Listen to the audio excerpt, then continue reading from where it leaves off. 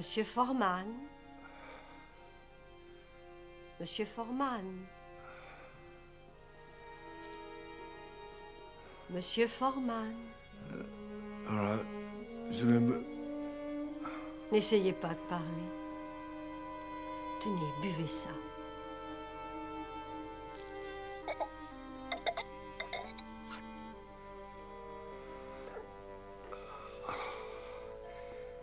Combien de temps? Si j'ai bonne mémoire, d'après les enregistrements que nous possédons, vous avez été mis en état d'hibernation au mois de juin de l'année 2023. C'est exact. Le 18 juin, c'est ça. Est-ce que je peux vous offrir un peu de vin? Je préférerais que vous en veniez au fait, docteur. Pardon? Eh bien, mettez-moi au courant. Monsieur Forman, votre sommeil de glace vous a fait faire un bond temporel de 324 années.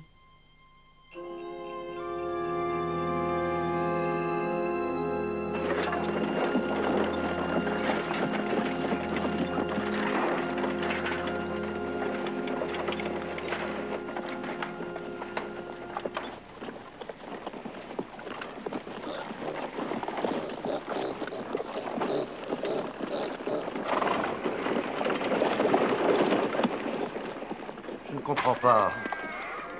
Pourquoi m'a-t-on amené ici? Et pas dans une ville? Écoutez, c'est certain. Tout ceci doit vous paraître aberrant, mais il vous faudra regarder la réalité en face. Les villes telles que vous les connaissiez n'existent plus depuis longtemps. Plus de villes, plus d'autoroutes, plus d'usines. Absurde. Tout ne peut pas ressembler à ça. Plus de 300 ans. Avec aussi peu de progrès.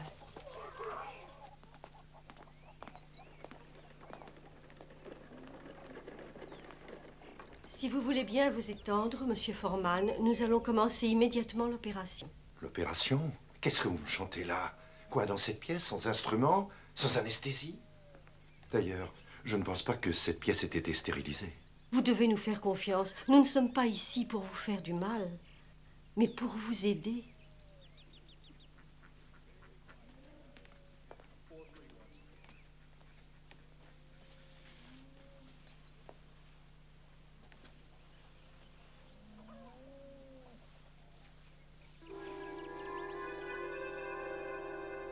Détendez-vous, monsieur Forman. Vous n'aurez aucune douleur, car je la vivrai pour vous. Sarah?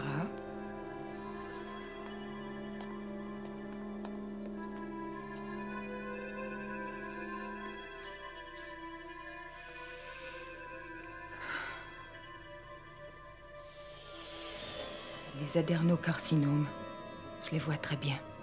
L'un d'eux à 2,3 cm, là où l'antrum et le canal pylorique se rencontrent. Tu le vois? Oui, je le vois. Nous commençons par celui-ci.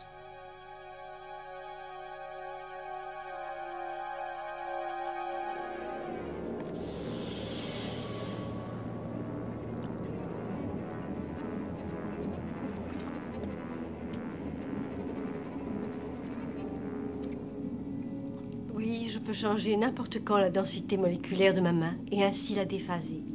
J'ajoute que je peux obtenir ce résultat avec tout ce que je touche. Rapproche-toi davantage du pylore, Irène. Oui, comme ça, c'est parfait. Nous y sommes. Préparez-vous à inciser.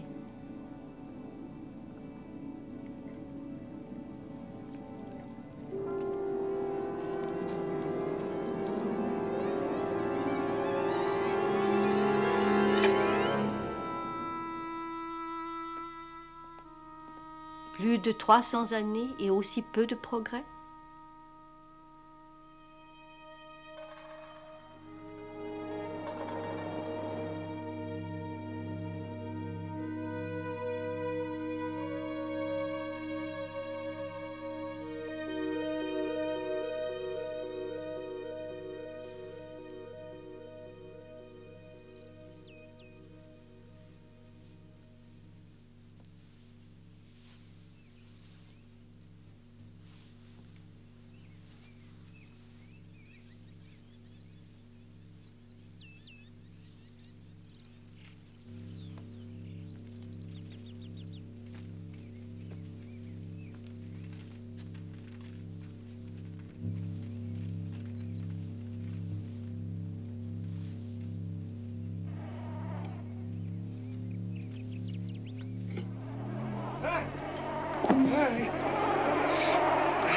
peur, Monsieur Foreman.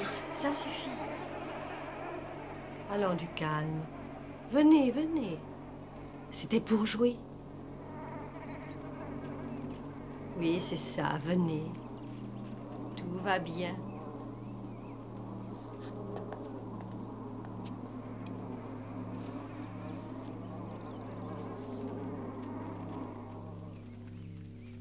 Tout va bien, il ne vous voulait pas de mal.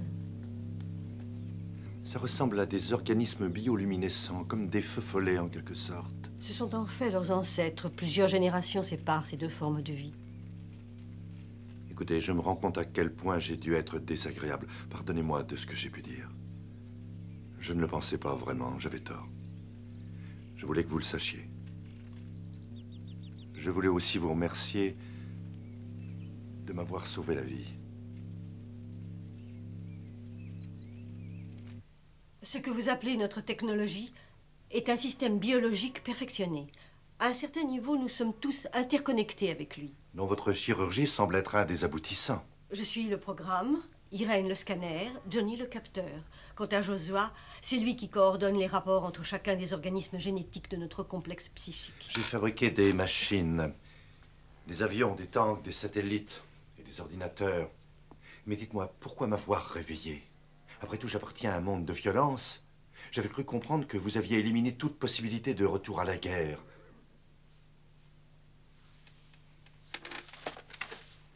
Nous répondrons à toutes vos questions dans notre salle des machines. Vous venez?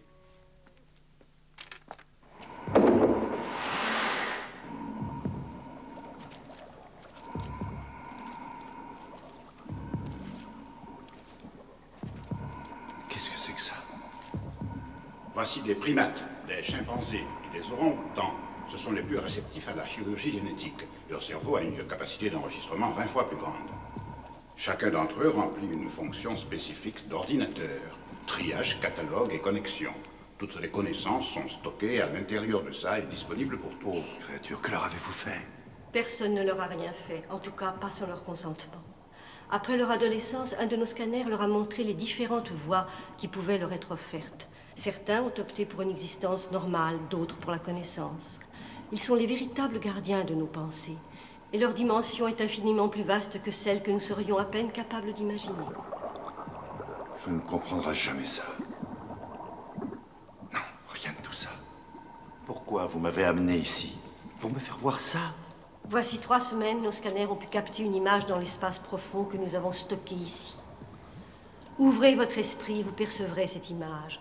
Mettez des silences entre vos pensées, une sorte d'espace, où cette image pourrait venir se poser. D'après sa trajectoire, elle devrait venir s'écraser sur le subcontinent indien. Le résultat serait désastreux. Tremblement de terre et raz-de-marée. Toute la planète subirait des perturbations climatiques graves. Qu'est-ce que je viens faire là-dedans? Un certain nombre de vos satellites offensifs sont encore en orbite autour de la Terre. Ils sont peut-être encore opérationnels. Pensez-vous qu'il soit possible de les réactiver? Oui, je pourrais faire sauter le météore et ça permettrait aux fragments résiduels de brûler en entrant dans l'atmosphère. Oui, ça doit être faisable. Mais dites-moi, si vous n'aviez pas eu besoin de moi, je serais sans doute encore dans mon bloc de glace à 10 pieds sous terre. Probablement, oui. Vous n'êtes pas très généreux. Mathieu, voyons, vous ne comprenez pas. Vous allez voir pourquoi votre réveil nous fait courir des risques.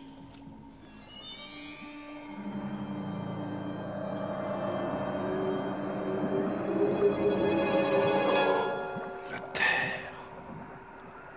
Ça s'est passé 20 ans après qu'on vous ait mis en état d'hibernation. Ils ont parlé d'échanges limites. Ils n'ont utilisé que 6 missiles de chaque côté, mais largement suffisants pour anéantir 80% de la population mondiale. 300 ans après l'apocalypse, il ne reste que 200 000 êtres humains à la surface de la Terre. Les machines, Monsieur Foreman. Nous leur faisons une certaine confiance, mais pas davantage. Chacun d'entre nous est une partie de notre technologie et a quelque chose à dire sur notre propre destin. Nous ne laisserons jamais les machines faire à notre monde ce qu'elles ont fait au vôtre. La plupart de ces machines que vous avez exhumées n'ont pas servi depuis plus de 3 longs siècles. Je ne suis donc pas en mesure de prévoir la durée de leur fonctionnement. Ne vous en faites pas. Dès que nous aurons les coordonnées par visualisation, votre action sera brève. Entendu. Voyons ce que ces machines ont dans le ventre. Sarah, le stylo électronique, je vous prie.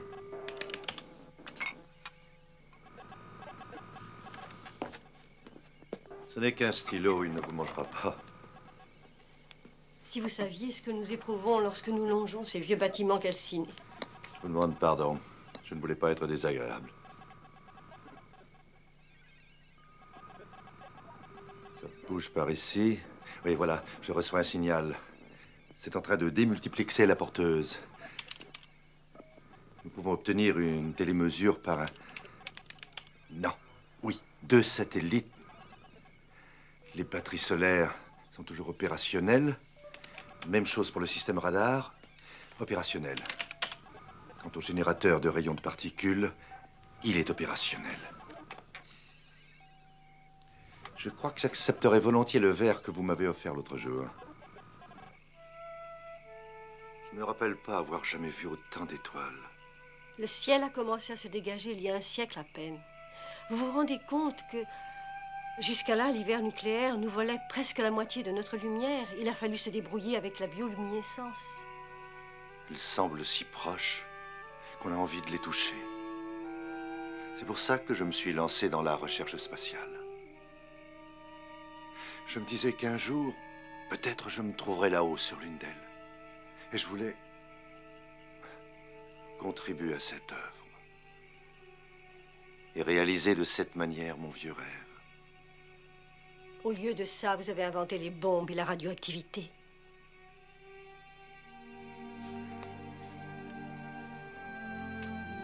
On le fait parce qu'on est sûr que c'est important, que c'est nécessaire. On le fait parce qu'on veut se faire plaisir. On le fait pour de l'argent, pour des tas de raisons, mais aucune d'elles n'est bonne.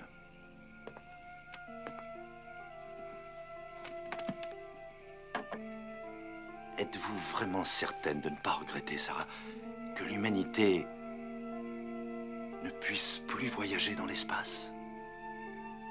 Puisqu'avec votre technologie, vous ne pouvez pas construire un vaisseau spatial organique. Nous sommes capables de voyage par la pensée, Matthew, aussi facilement que vous avec vos machines. Notre corps astral s'est promené sur des milliers de planètes. Et il nous est arrivé de rencontrer parfois une nature tellement inhospitalière que vos vaisseaux seraient incapables de s'y poser.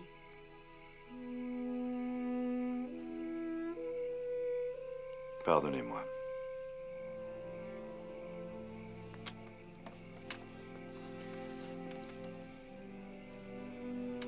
Je ne suis qu'un vieux sentimental rétro. Non, ce n'est pas vrai. Vous êtes un homme face à un monde nouveau. Non. Ça ne marchera pas, je crois, Sarah. Jamais je ne pourrai me servir de mon esprit comme vous le faites. Mais si, c'est possible. Nous disposons de tous les moyens adéquats et grâce à la chirurgie psionique, vous aurez les mêmes pouvoirs que nous, avec la possibilité d'explorer des étoiles dont vous ne soupçonnez même pas l'existence. Ce n'est pas aussi simple. Vous avez une histoire commune et aussi les mêmes souvenirs. Je ne crois pas que je pourrais partager tout ça. Votre monde s'est peu à peu construit à partir des ruines de l'ancien. Moi, j'appartiens à l'ancien. À ce monde qui a porté la haine, la destruction, le silence. Je ne pourrai jamais être des vôtres, Sarah.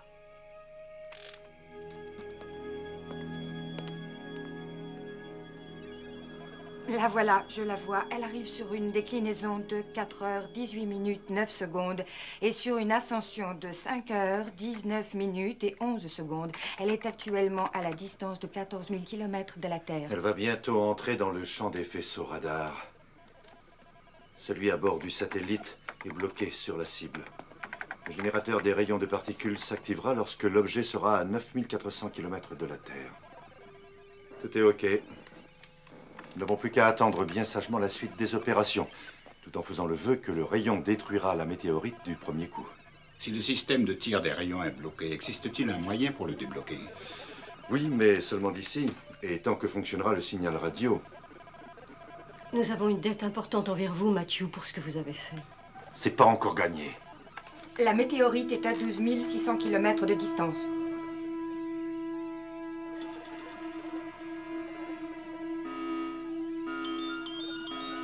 Attendez. Qu'est-ce que... Il y a un problème, monsieur Forman? L'aérolithe, sa trajectoire change au fur et à mesure qu'il approche de la Terre. La météorite, elle, semble réduire progressivement sa vitesse. C'est bien ça, elle change sa trajectoire, comme si elle voulait se mettre en orbite. Ce n'est pas normal. Les météorites ne peuvent pas changer de vitesse. Elles ne peuvent pas faire de correction.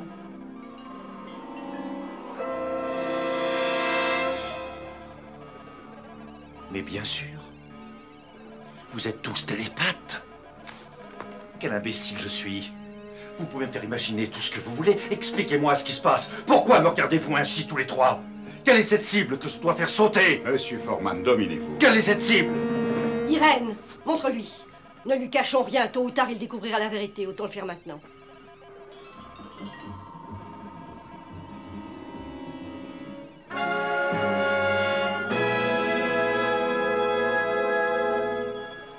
Oh mon Dieu. Vous savez ce que vous alliez me demander? De tuer des membres de ma communauté? Non, monsieur Forman, pas eux, non. Ils représentent la lie de votre société, au début de la guerre. Ils ont équipé ce vaisseau spatial pour qu'un millier de personnes puissent s'y installer. Des militaires, des politiciens, ceux qui avaient commencé les hostilités, qui comptaient sur lui pour favoriser leur fuite, leur survie. Et grâce à l'effet de dilatation du temps, ils n'ont presque pas vieilli. Non. Ces 300 ans représentent pour eux à peine 5 ou 10 ans. C'est peu. Vous mentez. Non. Ils n'auraient jamais fait ça. Ils Non. espéraient revenir. Je ne vous crois pas. C'est vrai, monsieur Forman. C'est la vérité.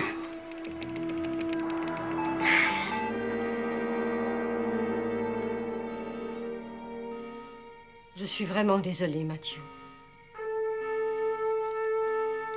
Pourquoi? Ça aurait recommencé comme avant. Les missiles atomiques, la destruction et la mort. Leur vaisseau est bourré d'armes. Non, c'est impossible, non. Je ne peux pas arriver à le croire.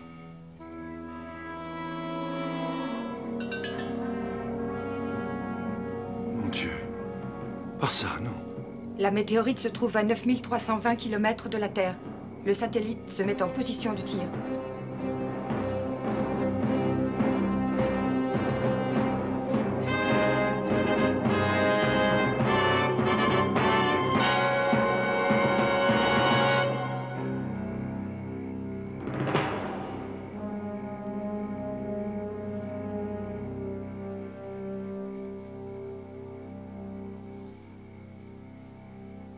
Il y a eu une explosion nucléaire. Il devait y avoir des armes à bord. Et pourtant, c'était mes compatriotes. Vous nous avez sauvés, Mathieu. Sans vous, nous plongions à nouveau dans la haine. Un millier de personnes. Des criminels, et vous n'avez été que l'instrument de la justice, monsieur Forman. Avez-vous pensé à moi? Je vois que j'ai terminé votre sale boulot. Je suis un danger, je connais les machines, alors vous allez faire quoi, hein? M'éliminer? Ou me remettre dans mon sarcophage de glace? On ne sait jamais. Non. Vous êtes des nôtres maintenant. Ça me semble impossible. Parce que nous n'avons rien en commun. Si. Car nous sommes aussi responsables que vous de ce qui est arrivé.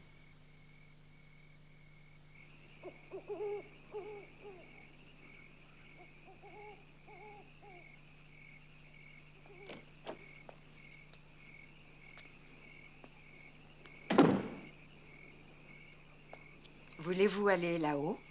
C'est possible?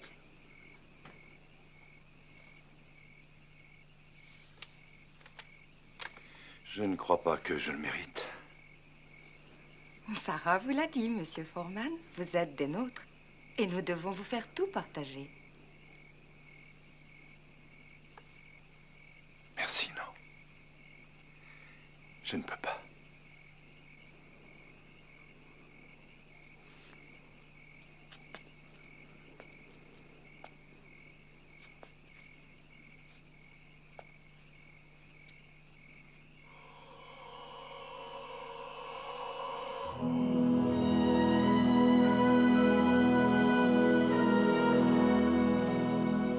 Non, ne vous arrêtez pas.